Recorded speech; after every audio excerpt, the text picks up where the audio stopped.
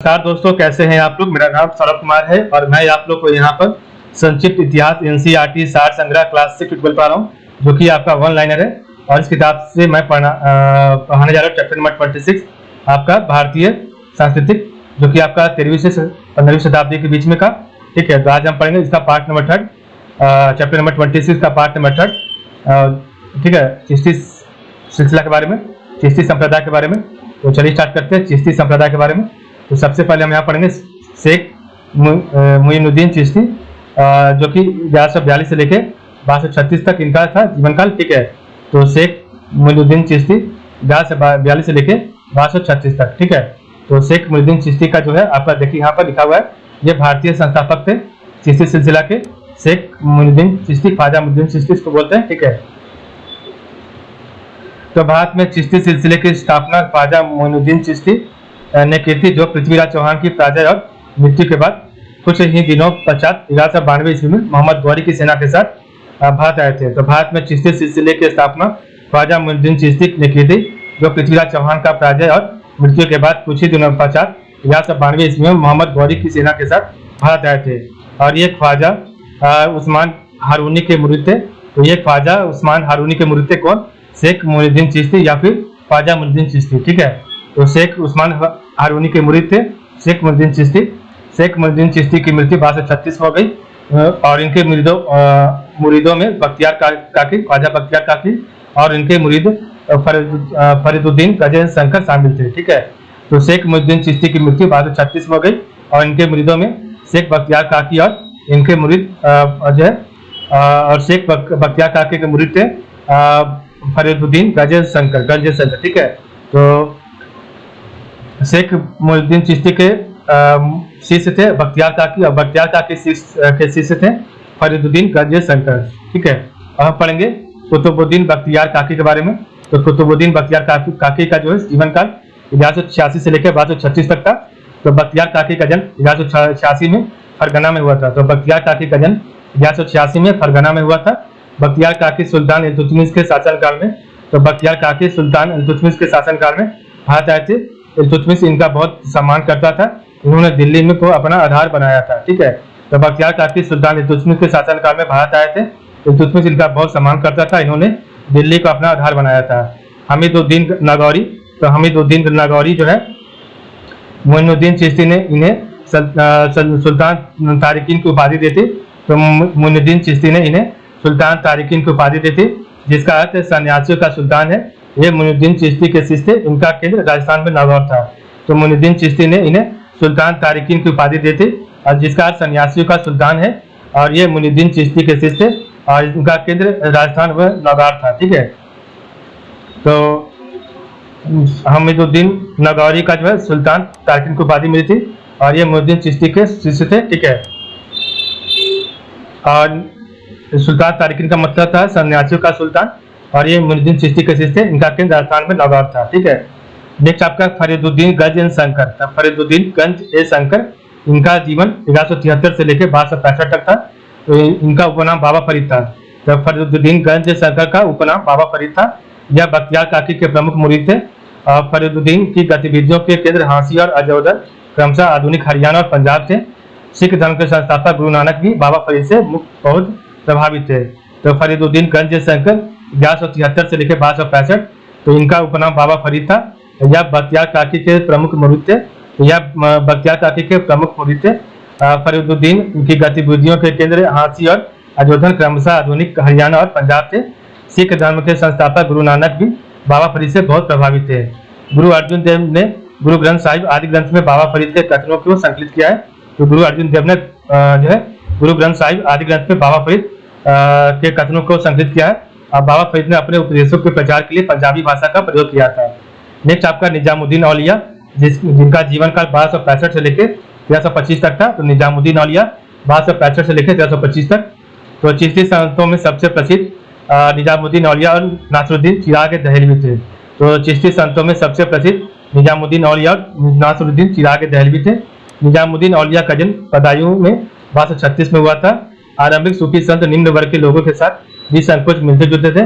ये सादगी का जीवन व्यतीत करते थे तथा लोगों से उन्हें किसी भाषा हिंदी या हिंदी में बात करते थे। ठीक है, तो लोगों से उन्हीं की भाषा हिंदी में बात करते थे। ठीक है, इन संतों ने गायन के जरिए जिसे समा कहा जाता था लोकप्रियता अर्जित की। निजामुद्दीन औलिया एकमात्र चिश्ती संत थे जो अविवाहित थे। तो इन संतों ने गायन के जरिए जिसे समा कहा जाता था लोकप्रियता अर्जित की। निजामुद्दीन औलिया एकमात्र चिश्ती संत थे जो अविवाहित थे। शेख निजामुद्दीन औलिया ने 7 सुल्तानों का कार्यकाल देखा, परंतु वे कभी किसी के दरबार में नहीं गए। तो शेख निजामुद्दीन औलिया ने 7 सुल्तानों का कार्यकाल देखा, परंतु वे कभी भी किसी के दरबार में नहीं गए। सुल्तान अलाउद्दीन खिलजी व सुल्तान जलालुद्दीन खिलजी ने उनसे मिलने के बहुत प्रयास किए, परंतु उन्होंने अस्वीकार कर दिया। तो सुल्तान अलाउद्दीन खिलजी व जलालुद्दीन खिलजी ने उनसे मिलने के बहुत प्रयास किए, परंतु उन्होंने अस्वीकार कर दिया, मिलने के लिए मना कर दिया। गयासुद्दीन तुगलक के निजामुद्दीन औलिया से कटु संबंध थे। इनकी लोकप्रियता से भयभीत होकर उन्हें दिल्ली छोड़ने का आदेश दिया था। अपने बंगाल अभियान के दौरान उसने औलिया को एक धमकी भरा पत्र भी भिजवाया था, जिसके उत्तर में उन्होंने कहा था, हुजूर अभी दिल्ली दूर है। ठीक है, उन्हें महबूब इलाही, ईश्वर का प्रिय व सुल्तान औलिया, संतों का राजा भी कहा जाता है। तो किससे कहा जाता है? निजामुद्दीन औलिया को कहा जाता है। तो निजामुद्दीन औलिया को महबूब इलाही, ईश्वर का प्रिय और सुल्तान औलिया, संतों का राजा भी कहा जाता है। निजामुद्दीन औलिया ने सुलह एक पुल का सिद्धांत प्रतिपादित किया था। चिश्ती संत मुक्त रूप से हिंदू और जैन योगियों से मिलते थे एवं विभिन्न विषयों पर, विशेषकर योगाभ्यासों पर उनसे बातचीत करते थे। निजामुद्दीन औलिया यौगिक प्राणायाम करते थे। इसमें वह इतने पारंगत थे कि लोग इन्हें सिद्ध पुरुष कहते थे। तो निजामुद्दीन औलिया यौगिक प्राणायाम करते थे तथा इसमें वह इतने पारंगत थे कि योगी लोग इन्हें सिद्ध पुरुष कहा करते थे। ठीक है, अमीर खुसरो निजामुद्दीन औलिया का प्रिय शिष्य था। तो अमीर खुसरो निजामुद्दीन औलिया का प्रिय शिष्य था। अपने गुरु की मृत्यु के दूसरे दिन ही उसने भी प्राण त्याग दिए और उसे निजामुद्दीन औलिया के कब्र के पास दफनाया गया। तो अमीर खुसरो निजामुद्दीन औलिया का प्रिय शिष्य था। अपने गुरु की मृत्यु के दूसरे दिन ही उसने भी प्राण त्याग दिए और उसे निजामुद्दीन औलिया के कब्र के पास दफनाया गया था। ठीक है,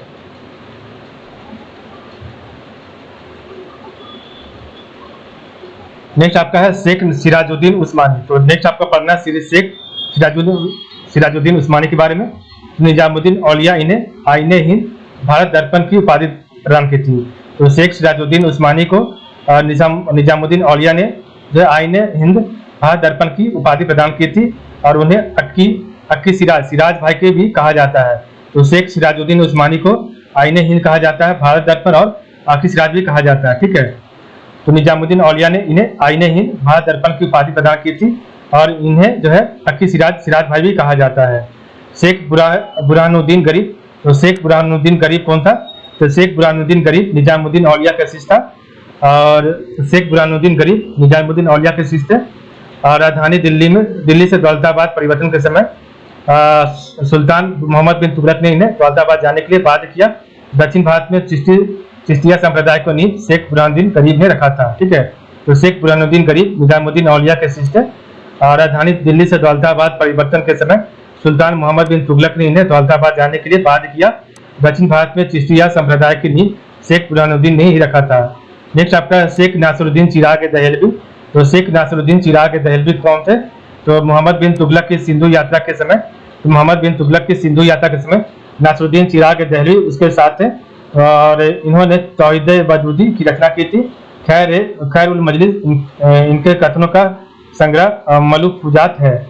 तो मोहम्मद बिन तुगलक की सिंधु यात्रा के समय नासिरुद्दीन चिराग दहलवी उसके साथ थे। तो शेख नासिरुद्दीन चिराग दहलवी मोहम्मद बिन तुगलक की सिंधु यात्रा के समय नासिरुद्दीन चिराग दहलवी उनके साथ थे। इन्होंने तौहीद वजूदी की रचना की थी।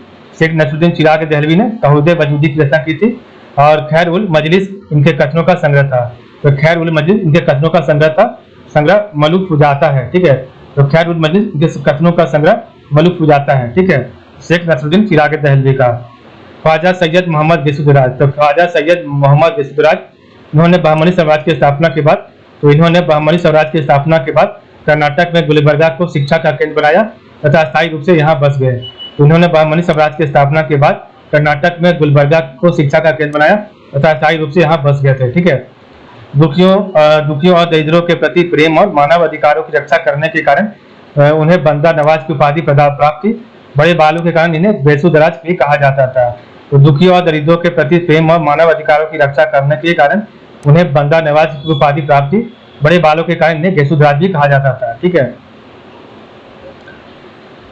बंदा नवाज गेसुदराज। ठीक है, सब एक ही नाम है, बंदा नवाज गेसुदराज। नेक्स्ट है आपका शेख सलीम चिश्ती। तो शेख सलीम चिश्ती चिश्तिया शाखा के अंतिम उल्लेखनीय संत थे।